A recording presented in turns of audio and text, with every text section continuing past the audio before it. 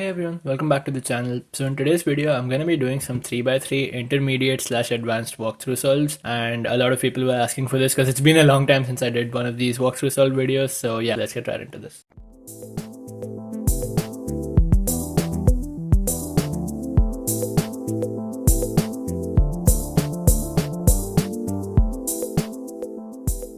So you can follow along with the scrambles either up here or in the description down below.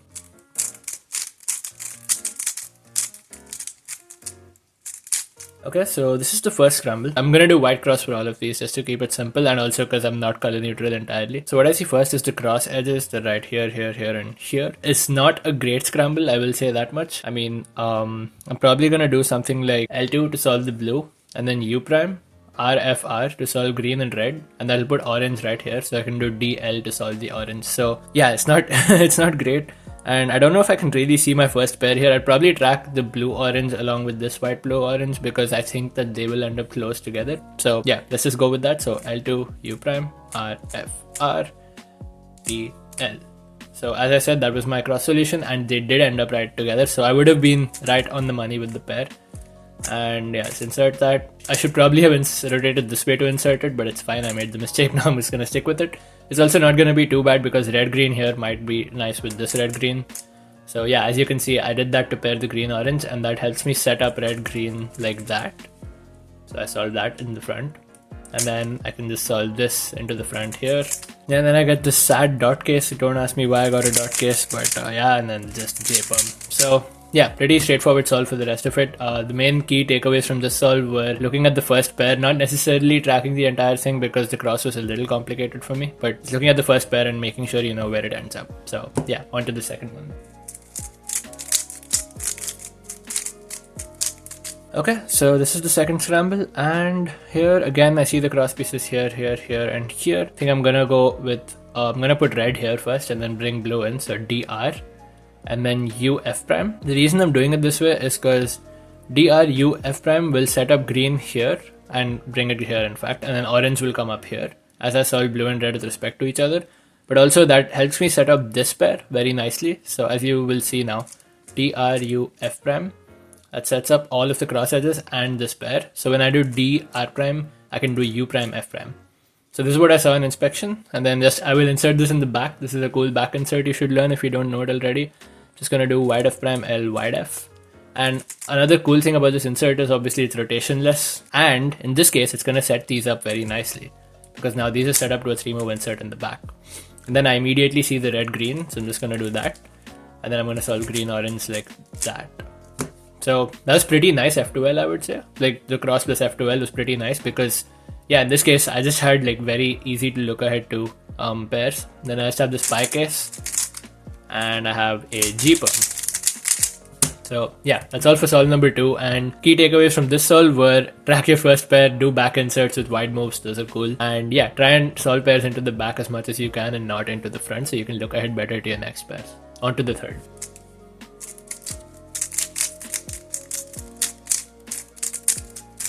Okay, so this is the third scramble, and here actually the red cross is really nice here, so I'm considering doing it. But also I did say I would stick to white, so I'm now not considering doing it. So we're not doing red. What I'm gonna do here is white, and I'm gonna do, so I'm thinking I see red here and orange, green, and blue are right here. Oh, it's kind of complicated. Like I don't really know what I would do here in a real solve. Probably do something like F R prime. That solves blue next to red, and then D U2 F R prime D2, and then that have this pair immediately, and that also is nice with this pair. In fact, I think I would solve this pair first in the back because that sets up nicely into this pair in the front. So I saw both those pairs together, and then I would see this pair and the pairs right here in the back. So something like that. So the F12 here would have been really quick, even though I didn't see my first pair in inspection. So I'm not too mad about that. And I just have this T over there, which is a sexy sledge, and then I have an A pump. So yeah, overall pretty easy solve. Actually very nice solve because F12 1 plus 2 was like one solution, and F12 3 plus 4 was not like one solution, but you know, it was very easy to see because the pieces were really close together. So that's the key takeaway from this solve. Just good F12 look ahead can save your solve even if you do not see your first pair in inspection. Okay, so here's the fourth scramble, and wow, I've just had like no good crosses in this set of scrambles. Anyway, this case I'm gonna do probably gonna see that red and green are here, so I'm just gonna solve red opposite with orange and then green with blue. And while doing that, I'm gonna insert the blue here, which will insert the orange to orange, so I can do a D2 and then solve orange. In this whole process, I'm also gonna be tracking. So I'm gonna track. Let's see here. What is the best thing to track?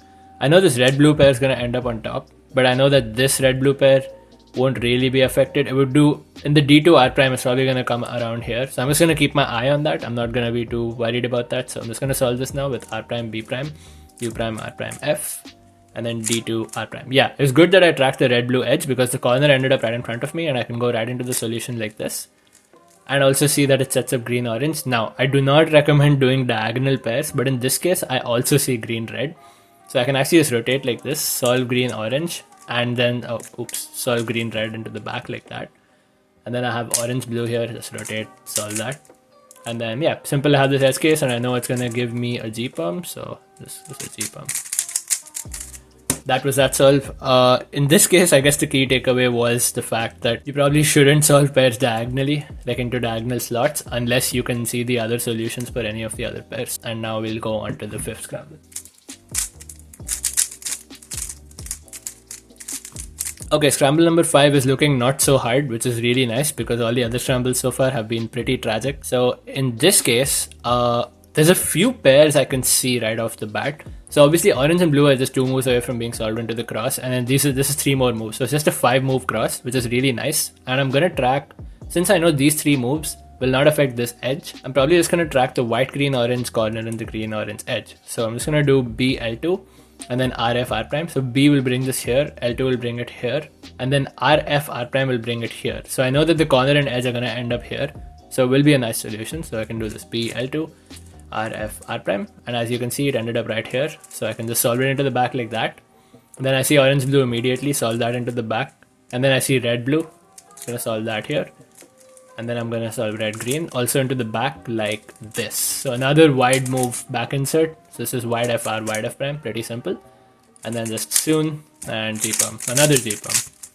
But yeah, again, this solve is also really nice. In this case, obviously you could track the first pair. I mean, pretty straightforward to track the first pair here because the cross is just 5 moves long. And then second pair also kind of made itself. So yeah, in this case, the solve was also a really nice one. That's basically 1 average of 5. So let me know if you want me to do more solves. That's all for today's video. Yeah, I'd be happy to do more solves and even other events. So let me know what you want to see down in the comments below. In any case, I will see you in the next video. And yeah, excited to keep making videos for you guys. Take care and peace.